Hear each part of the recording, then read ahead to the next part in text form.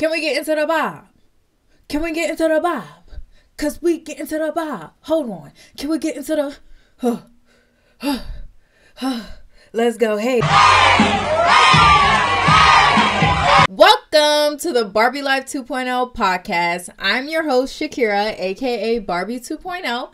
And today we are going to get into some things because it's like every single week is messy as fuck. Like, you know what I'm saying? I'm just like, damn. I'm just not ready for all of this. It's just...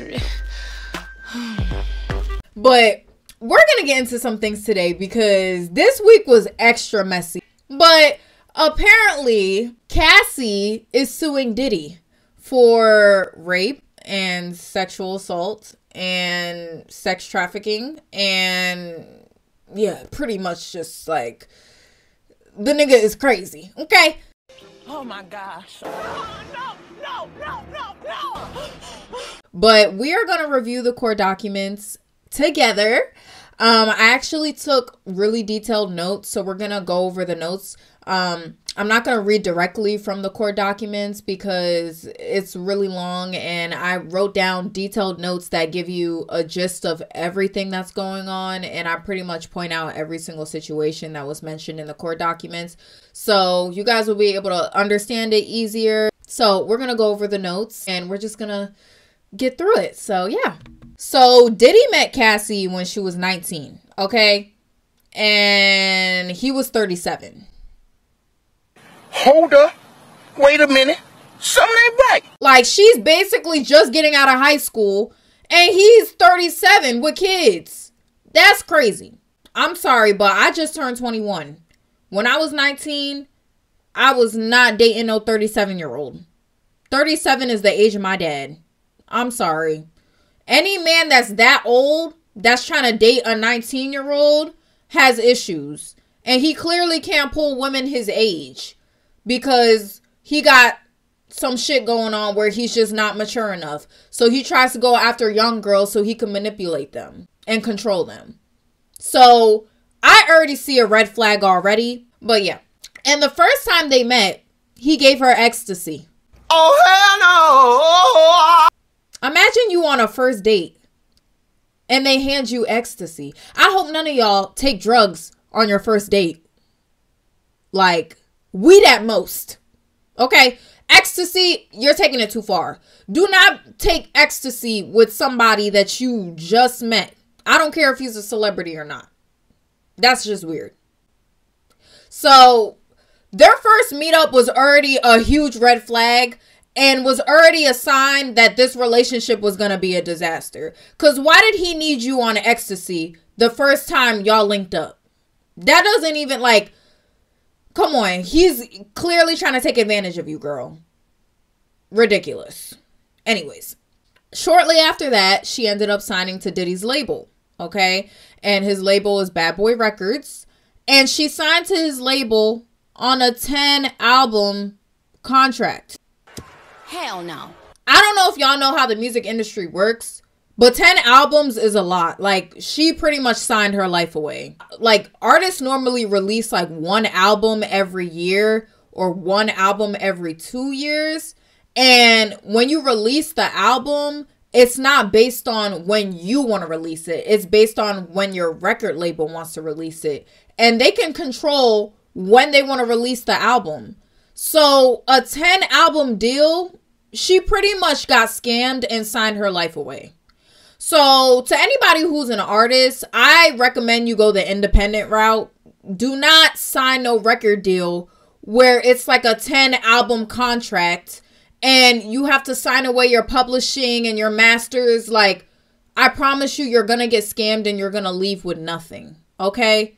We live in the age where TikTok is birthing so many music stars. You do not need to get yourself caught up in a 360 deal that has you pretty much... like in a shithole for the rest of your life. Don't do that. Don't do that. Okay? Okay, so now we're going to get into when he kind of started love bombing her and luring her in, okay? So in 2007, Diddy paid a promoter to create a fake flyer that said that Cassie was hosting a party in Miami so she could leave her boyfriend at the time to go see him in Miami. And she found out that it was a fake flyer, but because she was so fearful of him and his power, and because he was in control of literally everything that she had music-wise, she didn't want to say no. So she ended up meeting him in Miami. And he gave her a bunch of drugs, and she was pretty much intoxicated to the max. And then he proceeded to have sex with her. Honey child? Hell no. And I just see a pattern here. Why does Diddy need her high off of pills and drugs every time he interacts with her? It's giving, I'm a controlling narcissist who wants to take advantage of a young, innocent woman. Because this is ridiculous. Okay. And it gets worse. So after this, in 2008 and 2009, he got her an apartment in Manhattan. And he actually showed her the apartment with her parents. And her parents were kind of skeptical, but they didn't say anything or question that much because they were just so happy with her newfound success. Okay? And in 2010, he ended up getting her an apartment that was 5 minutes away from his house in Los Angeles. Sounds like a control freak, right? He wanted her to live 5 minutes away. Hell no. And in 2014, he ended up buying her a Jaguar. So we see a whole pattern here of him just love bombing her and spoiling her with all these expensive gifts and all these expensive gestures. And, you know, this sounds very familiar, y'all. Cough, cough, Careesha. We see Careesha all the time in a new car that Diddy bought her. And how she's always saying that he sends her $200K a month. So this is how it starts. These narcissists who end up abusing you later on, they love bomb you at first, okay? They will feed you some fantasy that they're the perfect guy and they can give you the world, and that's when the shit starts. By this point, Cassie's life was controlled by Diddy and his management companies. And on multiple occasions, Diddy actually had access to her medical records. There were a lot of times where Cassie was suffering memory loss because she was drugged up all the time when she was with Diddy. And her MRI scans were actually emailed directly to Diddy. Why the hell does Diddy have access to her medical records? Hold up. Wait a minute. Something ain't right. So now we're going to get into the creepy stuff. So after he starts love bombing her and he starts taking control over her life, he starts getting abusive and he starts getting violent. Okay. So when Diddy learned that Cassie used to call her grandpa Pop Pop, he demanded that Cassie call him Pop Pop. So imagine you're dating a guy, right? And you tell him that you call your grandfather Pop Pop. And he's like, you know what? I want you to call me Pop Pop. You done lost your damn mind. When you get your damn mind, you call me. That's creepy. That's weird. It's not even a kink at that point. That's just some creepy, weird shit. But let's continue. One time, Cassie and Diddy used drugs in his home. Diddy learned that Suge Knight was spotted in Mel's Drive Diner in Los Angeles. Diddy got dressed and grabbed multiple guns with the intent to harm Suge Knight at his current location, and Cassie was terrified. Additionally, at least 2 occasions, Diddy asked Cassie to carry firearms in her purse for him. So Diddy want to be on some street shit, and he want Cassie to be his accomplice and carry guns for him. Like, imagine you're dating a guy and he's on some street shit where he just want to be popping niggas in the street, and he's asking you to carry his firearms so you can get charged if you guys get caught.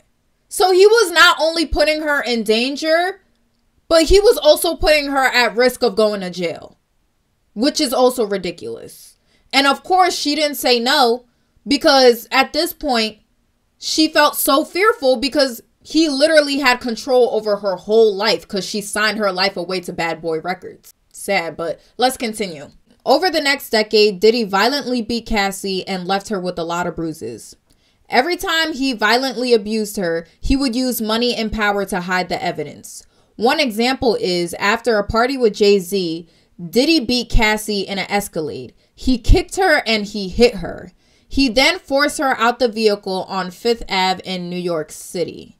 She eventually got a cab and was crying on the way home because she realized that there was no one to turn to because Diddy was so powerful. So this man is at a point now where he is not only controlling Cassie, but he's also abusing her physically, and he's trying to buy her forgiveness with money and expensive gifts. And this is what a lot of rich abusers do, okay? A lot of men who have money think that they can just buy their way out of things. And a lot of them will get in a relationship with a woman who is very naive and very innocent, and they'll groom her at a young age and control her. And then when they start abusing her, they'll apologize in Birkin bags and cars. And this is a very manipulative tactic that is very harmful and very toxic. So that's crazy to me. But I'm not surprised because Diddy is a very rich man. And she was crying on the way home and she realized that she had no one to turn to because Diddy was very powerful. And I think that's something that we need to pay attention to because a lot of these men in the industry get away with a lot of bullshit because they're very powerful and they have a lot of money. So they can get away with it because they can normally pay somebody off to get rid of the evidence. So this was probably a full circle moment for her when she finally realized that she was in a toxic, abusive relationship that she couldn't necessarily get out of because she was already signed to Bad Boy Records and she signed a 10-album deal. So she signed her life away. And then on top of it, Diddy's so powerful that she can't even turn to anybody because no one's going to back her up. No one's going to say anything and no one's going to defend her because Diddy is that powerful. And that's sad, honestly. But let's continue. In 2009, Cassie spoke to another music manager, and when she shared the news with Diddy, he beat her and stomped on her face. He was so fearful of the damage being seen by the public, so he demanded that Cassie go to a hotel suite for a week and stay in hiding so no one saw her injuries. Cassie wanted to leave the hotel and go home to her parents, but he wouldn't let her leave. He then instructed his assistant to buy Cassie a bunch of gifts. So I'm seeing a pattern here. Diddy just continues to abuse her and then thinks that everything is all good because he's going to buy her expensive gifts to repair the damage. And it's so bad that he beat her so terribly that he had to send her to a hotel so nobody would see the injuries. But again, a man with money and power can get away with stuff like that. So this is honestly really sad. But let's continue. Additionally, Diddy demanded that Cassie engage in what he called freakouts. He would have her engage in sexual acts with male prostitutes while he filmed and recorded the entire thing. He would also play with himself while he watched Cassie engage in sexual acts with these prostitutes. He would also make comments like, "How does it feel?" and grab that big black dick. What? He also requested that she put oil all over herself and put white nail polish on her so her hands would pop on that big black dick.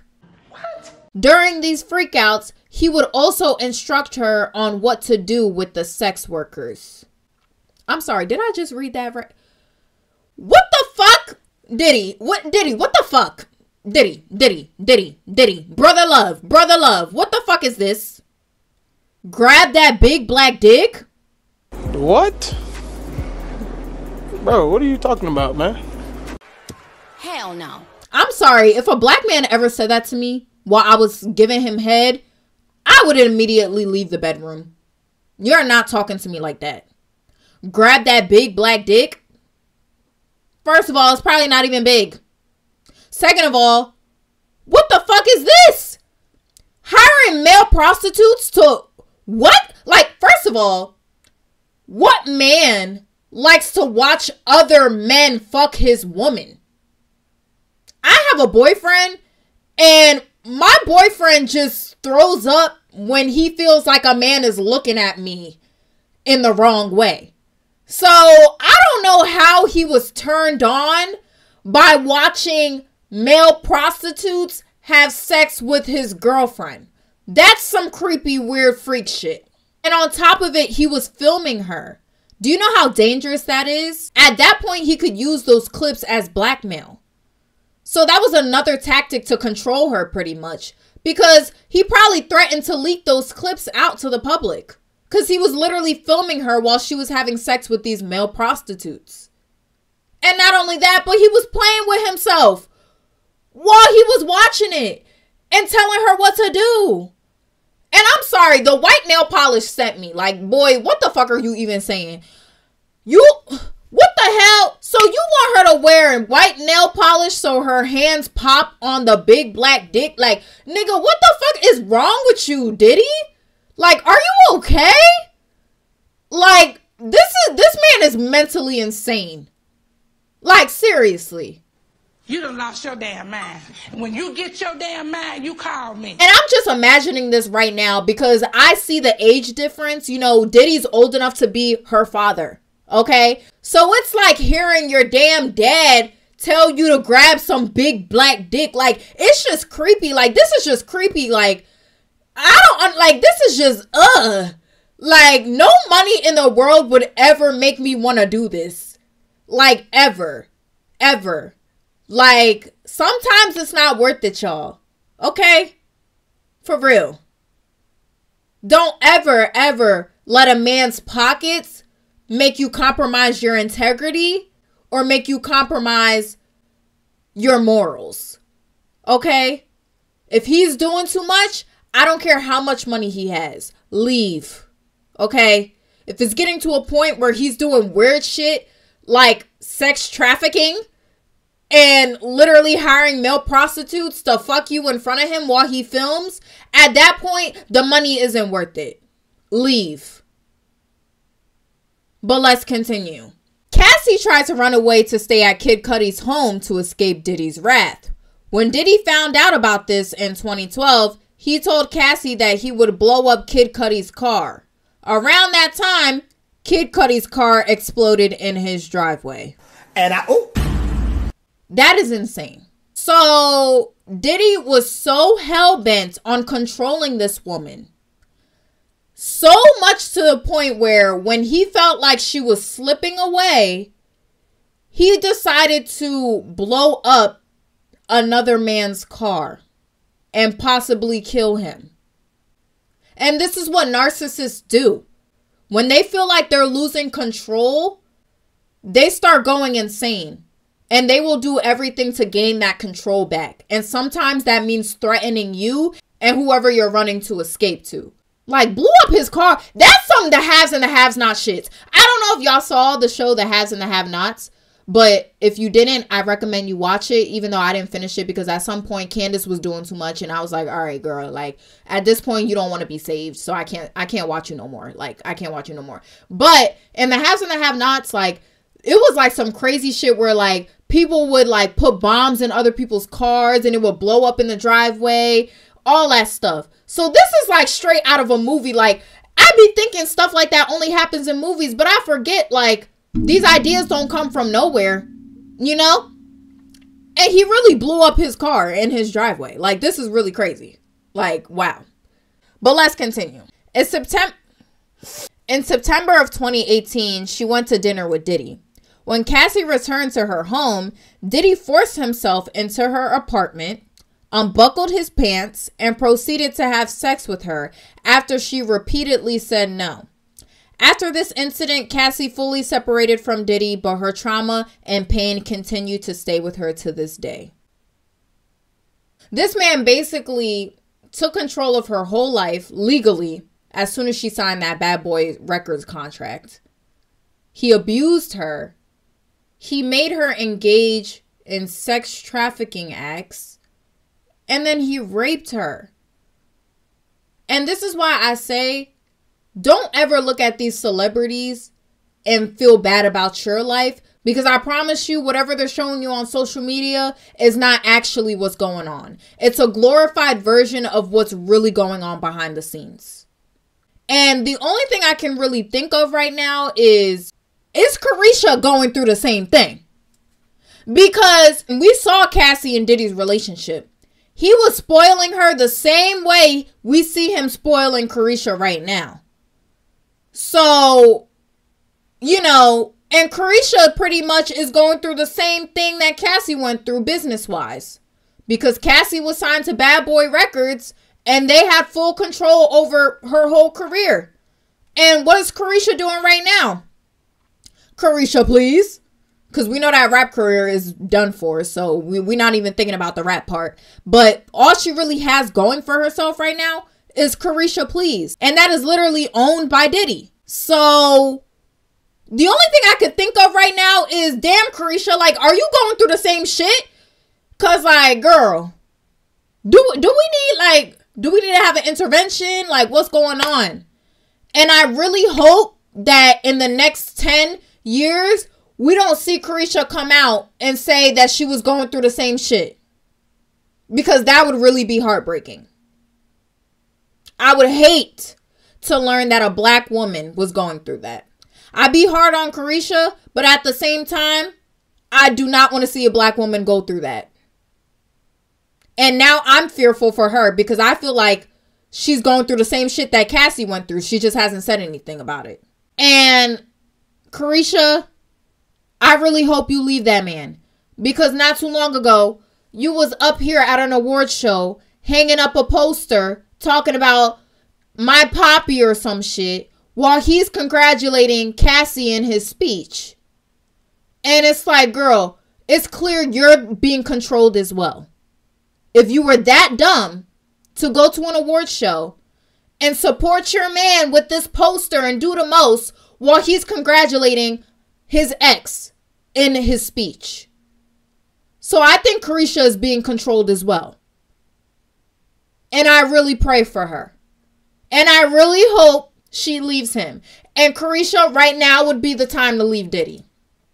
Now that all this stuff is public, this is your get out card. If you continue to stay with him, Careesha, people are going to side eye you and no one's going to be checking for that podcast. So it's really sad that Cassie went through all of this. And I'm happy she came out and spoke about it publicly. Honestly.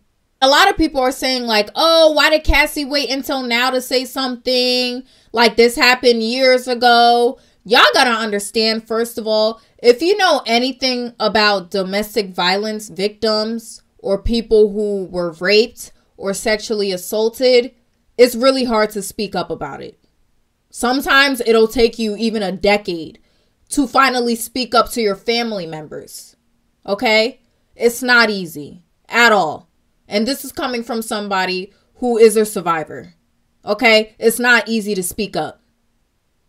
It takes a lot of healing to be able to say it out loud. Okay? And not only that, but she was signed to Bad Boy Records until 2019, which was just a few years ago. So she probably couldn't come out and say this earlier because she was still signed to his record label. And I believe that all these claims are true because Diddy has been known to be a monster.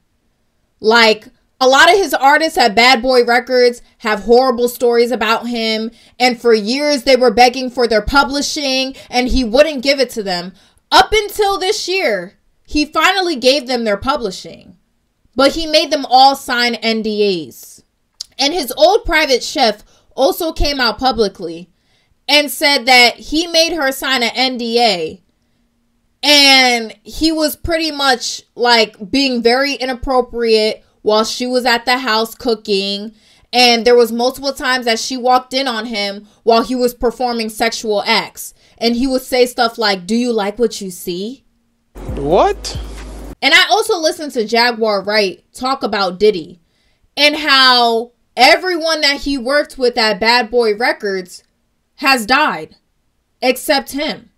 So I want to play the clip for y'all so y'all can listen to her talk about this. But This is also another reason why I think all these claims are true and why I think Diddy has been a monster for years and nobody has said anything because he's just very powerful in the industry.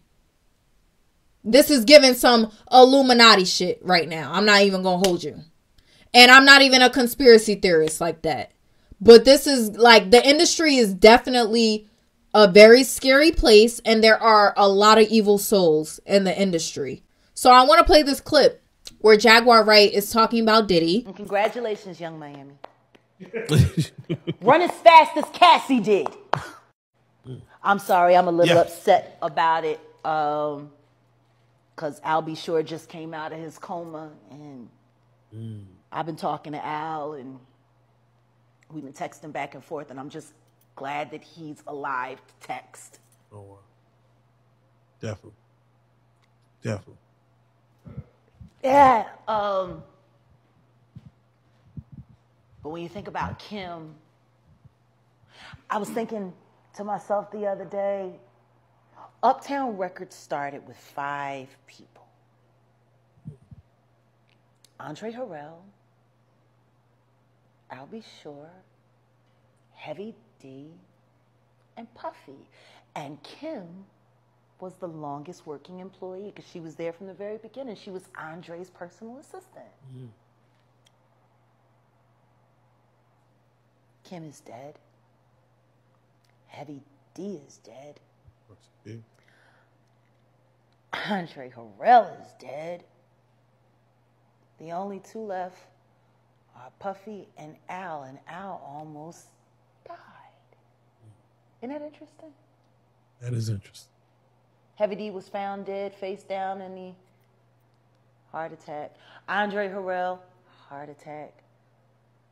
Kim died from pneumonia, but there's the first coroner's report that said that she died.